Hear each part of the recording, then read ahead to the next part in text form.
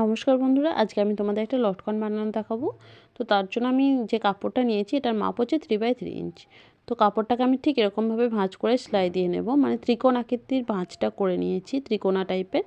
তো দুটো কাপড়ে আমি এরকমভাবে ভাঁজ করে সেলাইটা দিয়ে নেব। তো দুটো কাপড়কে আমি সেলাই দিয়ে নিয়েছি, এবার মাঝ থেকে কেটে আমি একটার উপর একটাকে রেখে আবার একটা সেলাই দিয়ে নেব।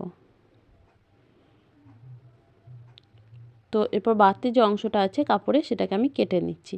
এরপর দড়িটা নিয়ে আমি মাঝে রেখে দুই সাইড থেকে এরকমভাবে মুড়ে দিলাম। তো তারপর আমি একটা সেলাই দিয়ে নিচ্ছি। তো এরপর হয়ে গেলে এবার মাঝ থেকে আবারও আমি মুড়ে দিয়ে এটাকে আমি ডবলভাবে সেলাই দিয়ে নেব।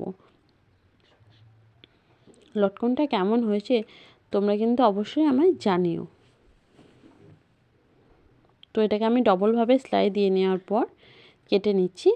তো এরপর বাড়তি যে কাপড়টা ছিল কেটে দিয়েছি। তো এবার দেখো এটা কেমন হয়েছে।